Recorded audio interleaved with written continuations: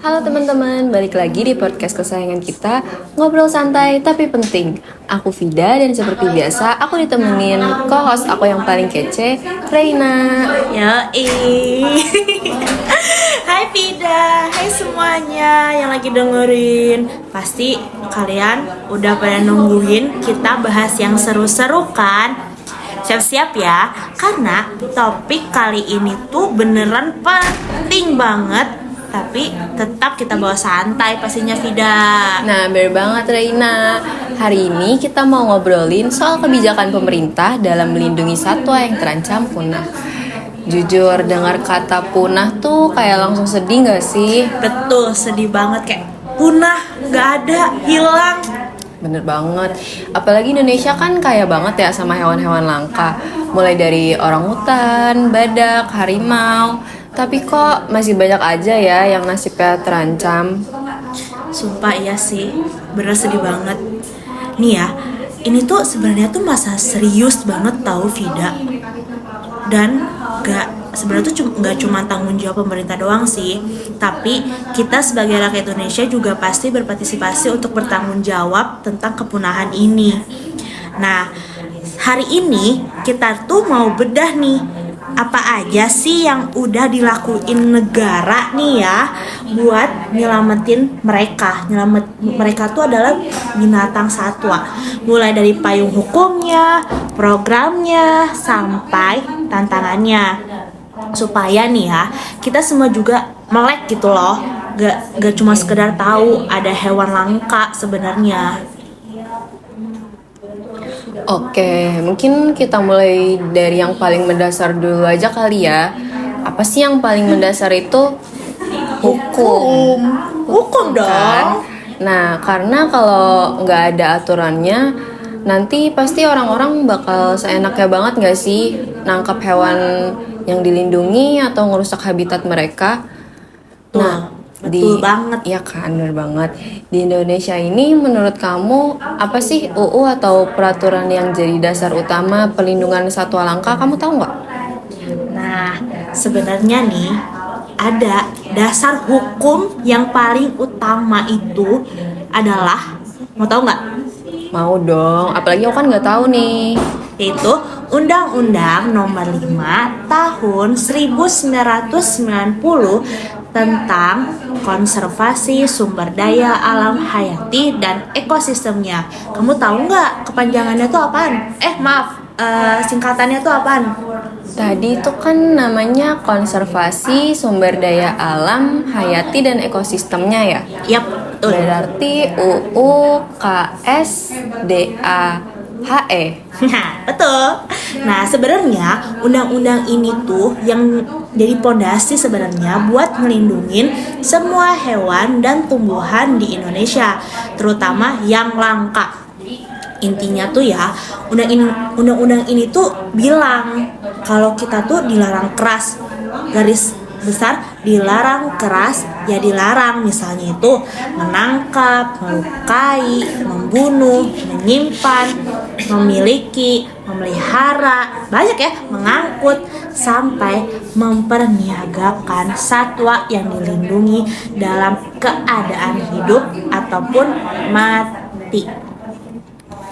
Wah, aku dengernya agak bingung juga ya karena ternyata larangannya banyak banget. Berarti kalau ada yang ketahuan dagang anak orangutan atau koleksi macan di rumahnya tanpa seizin pemerintah, berarti itu udah dapat dipastikan banget gak sih kalau itu ngelanggar undang-undang yang tadi kamu sebutin? Terus Serem banget gak sih? Terus apa? Terus sanksinya gimana itu? Tadi kan kamu jelasin soal UU itu. Pasti kamu juga tahu dong sanksinya gimana? Tapi bentar dulu ya, kayak serem banget gak sih ketahuan dagang anak orang utan atau koleksi macan di rumah tanpa izin? Makanya Ngoleksi. Iya bener banget. Aku aja tuh ngebayanginnya nggak tega nggak sih, mereka itu kan hewan-hewan dilindungi ya. Betul. Masa mereka tuh ada aja orang yang tega buat koleksi hewan-hewan kayak gitu? Betul. Tapi ya, kan kamu tadi ngomong kan kayak kalau misalnya ngelanggar undang-undang ini tuh apa sih sanksinya? Gimana sih sanksinya? Nah, sebenarnya itu tuh kayak ngelanggar pasal 21 Undang-Undang Nomor 5 Tahun 1990 dan sanksinya tuh nggak main-main tahu. Tahu nggak? Tapi aku udah bisa nebak juga sih kalau sanksinya nggak main-main. Apalagi itu kan hewan-hewan yang dilindungi itu banyak ya. Dan itu kenapa mereka dilindungi itu kan pasti ada alasan penting di belakangnya. Aku yakin banget sih pasti sanksinya emang bakal nggak main-main. Ya, Terus kan? apa itu, Nak? Terus ada juga di pasal 40 yang dimana pelakunya tuh bisa kena denda penjara maksimal 5 tahun dan denda yang paling banyak tuh adalah kamu tuh harus bayar 100 juta rupiah. Selain itu ada juga peraturan pelengkap kayak peraturan pemerintah Nomor 7 Tahun 1999 tentang pengawetan jenis tumbuhan dan satwa, dan yang paling baru tuh peraturan Menteri LHK nomor 106/2018 yang isinya daftar lengkap jenis-jenis satwa yang dilindungi. Jadi regulasinya tuh udah ada sih dan cukup ketat menurut aku. Menurut kamu gimana? Oh iya, jelas pasti regulasinya udah cukup ketat ya. Nah, semoga aja juga apa yang terjadi di lapangan itu dengan peradilan yang ada di lapangan itu juga udah sesuai sama apa yang tertulis pada dasar hukumnya ya. Aduh, itu bener-bener good to know banget sih.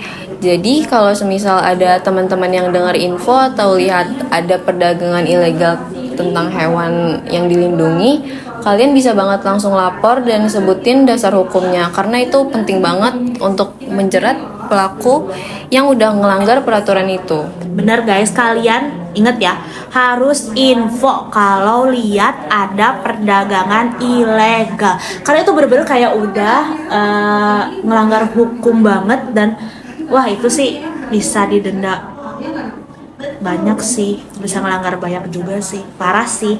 Kalian jangan lupa harus lapor. Oke, jadi mungkin sekarang kita bahas ke kebijakan lapangannya ya. Selain bikin undang-undang, pemerintah tuh ngapain lagi sih? Pasti mereka tuh punya dong program konkret yang dibuat untuk memastikan badak Jawa, harimau Sumatera, atau komodo juga hewan-hewan lain langka yang dilindungi ini nggak jadi dongeng semata di masa depan. Apalagi harus banget nih anak cucu kita tuh bisa ngeliat hewan-hewan langka ini, jangan sampai mereka tuh nggak terlestarikan. Terus bentuk kebijakannya itu apa aja sih, Ray? Benar banget tidak. Aku jadi mikirin di masa depan kayak anak cucu kita tuh harus banget bisa lihat seberapa kaya hewan-hewan di Indonesia sebenarnya. Itu banyak banget tau Fit. Yang paling kelihatan ya itu pembentukan kawasan konservasi. Ini tuh kayak gimana ya? Ini tuh kayak rumah aman buat satwa-satwa gitu. Contohnya nih kayak Taman Nasional, Cagar Alam, atau Suaka Marga Satwa. Sebenarnya ya, kalau asal kamu tahu nih Fit, pemerintah tuh aktif banget menetapkan wilayah-wilayah ini kayak Cagar Alam atau Suaka Marga Satwa. Misalnya kayak di Taman Nasional Ujung Kulon buat badak Jawa, atau di Gunung Leser buat orang utan dan harimau Sumatera. Nah, di tempat ini habitatnya tuh bener-bener dijaga ketat biar tetap asli dan nggak diutak-atik gitu. Oh, jadi perlindungannya itu konsepnya tuh langsung ada di tempat habitat mereka ya, jadi nggak dipindah-pindahin lagi gitu kan ya? Iya sih, betul. Nah, jadi kalau untuk hewannya sendiri, ada nggak sih program khususnya selain dilindungi di tempat habitatnya itu sendiri? Misalnya buat hewan yang udah terlanjur sakit, luka, atau kena perangkap dari orang-orang yang gak bertanggung jawab, itu tuh gimana yang ngurusinnya? Ada dong, pasti ada nggak sih? Dan itu disebutnya itu namanya Program Penyelamatan dan Rehabilitasi Satwa Liar. Pemerintah lewat Balai Konservasi Sumber Daya Alam BKSDA dan kerjasama dengan LSM aktif melakukan penyelamatan satwa. Nah, habis diselamatkan ya si hewan ininya Fit, mereka tuh dibawa ke pusat rehabilitasi untuk diobati, dilatih, sampai mereka itu siap dilepas liarkan lagi ke alam. Nah, contoh yang paling terkenal itu adalah, tau nggak apa? Apa? Program rehabilitasi orang hutan yang dimana tuh fokusnya tuh cuma ngembaliin mereka ke hutan atau ke asalnya gitu loh. Selain itu juga ada program yang namanya penangkaran yang dimana bertujuan untuk memperbanyak populasi di luar habitat aslinya, kayak contohnya tuh bentar, aku lupa apa ya, kayak penangkaran rusa atau kura-kura gitu. Oh, keren banget dong. Berarti peran BKSDA itu tadi, BKSDA apa sih? Nah, aduh, aku lupa lagi. Ih, nggak dengerin sih. Coba. Itu dari tadi tuh kayak banyak banget kepanjangan gitu ya. Iya, betul sih. Jadi BKSDA itu kayak Balai Konservasi Sumber Daya Alam. Ingat itu, kalian juga harus ingat guys. Oke, berarti iya BKSDA itu vital banget ya perannya di lapangan. Mereka tuh yang patroli, yang nangkap pelaku-pelaku ilegal, dan yang ngecek kesehatan satwa itu sendiri. Tapi kalau dengar-dengar yang namanya konflik antara manusia dan satwa juga sering terjadi nggak sih? Misalnya harimau masuk ke kebun warga. Ada nggak sih kebijakan buat nanganin itu semua? Sumpah, kebayang gak sih kalau ada harimau masuk ke kebun warga? Warganya gimana di sana? Tapi dia omong-omong emang pasti ada dong. Pemerintah juga nggak angkat tangan. Sebenarnya juga pemerintah juga punya kebijakan sebenarnya tentang penanggulangan konflik manusia dan satwa liar. Nah, ini tuh penting banget karena seringnya konflik terjadi karena habitat satwa ini dirambah manusia. Sebenarnya kebijakan ini tuh sebenarnya nggak cuma fokus mengamanin satwa, tapi juga ngasih edukasi ke masyarakat sekitar gimana sih cara hidup berdampingan dengan aman. Tujuannya tuh sebenarnya biar masyarakat tuh nggak main hakim sendiri, tapi lapor ke petugas supaya satwa ini bisa direlokasi ataupun ditangani dengan baik gitu. Oh gitu. Soalnya kebetulan tuh di dekat rumahku, aduh ini sebenarnya agak lucu ya. Sebenarnya dekat rumahku itu jadi ada lahan perkebunan yang kosong. Jadi itu sebenarnya semacam hutan gitu. Dan karena sekarang tuh masif banget ya, ini namanya pembangunan komplek-komplek, ruko-ruko. Aku tuh juga nggak ngerti kenapa manusia tuh kayak nggak bisa ngelihat lahan kosong gitu. Nah, ini sebenarnya lucu, tapi ini sebenarnya ada kesiannya Ini sebenarnya tuh Kesiannya apa? karena itu tuh hutan-hutan yang ditebangin itu bikin monyet-monyet yang ada di lahan itu tuh lepas. Tapi yang kasihan ini tuh monyet itu, seingat aku monyet itu ada 6 dan dia tuh jalan di apa itu namanya kabel listrik, dan dia tuh nyusurin jalan sampai lumayan jauh dari tempat itu sendiri, kayak mungkin sekitar 10 kilo dari situ. Dan aku dengar-dengar sih sekarang tuh monyetnya itu tuh udah diamanin. Oh, udah Diamanin karena sebenarnya tuh kasihan juga monyetnya kalau semisal ketemu sama pihak-pihak yang ya main hakim sendiri. Itu bener kata kamu, kayak takutnya monyetnya tuh dilukain. Terus juga sebenarnya monyetnya itu sendiri juga khawatir bisa nyebarin virus rabies, mungkin ya, dia bisa gigit manusia kalau misalkan emang dia rabies, mungkin kayak gitu. Nah, jadi kita tuh udah tahu nggak sih tadi yang kamu sebutin juga hukum dan programnya itu kayak gimana. Nah, sekarang kita bahas tantangannya kali ya. Namanya kebijakan pasti nggak ada mulus-mulus aja. Menurut kamu tantangan terbesar pemerintah dalam melindungi satwa langka ini apa aja sih, Nak? Sebenarnya tuh ya, tantangannya tuh banyak banget, Fit. Yang paling utama tuh tentu saja tentang perburuan dan perdagangan ilegal yang tadi udah dibahas. Nah, walaupun sanksinya udah keras, pasar gelap buah satwa langka ini tuh masih subur banget. Terus yang kedua ada perusakan habitat, alih fungsi lahan, deforestasi, illegal logging, itu biang kerok utama. Nah, rumah mereka ini hilang, makanya mereka itu sering keluar ke pemukiman dan jadi konflik. Dan yang ketiga, keterbatasan sumber daya. Petugas di lapangan ini tuh sering kekurangan personel, fasilitas, bahkan dana untuk patroli rutin di kawasan konservasi yang luas banget. Betul, masalahnya kompleks dari hulu ke hilir ya.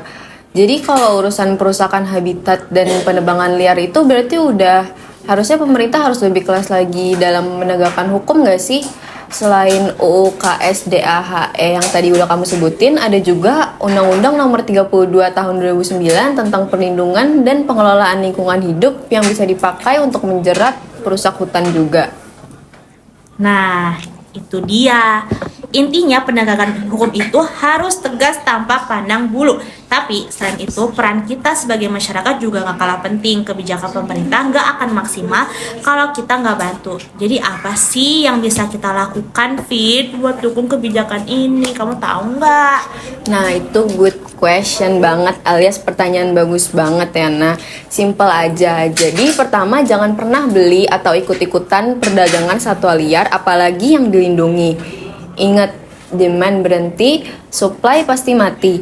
Nah, yang kedua, kalau tinggal di dekat hutan atau kawasan konservasi, kita harus jaga perilaku dan jangan merusak habitat mereka. Kita harus ikuti panduan dari pemerintah atau BKSDA. Lalu yang ketiga, kita harus menyebarkan kesadaran. Jangan cuma share foto kucing lucu aja, tapi kita juga harus bisa share info tentang konservasi badak atau tarsius.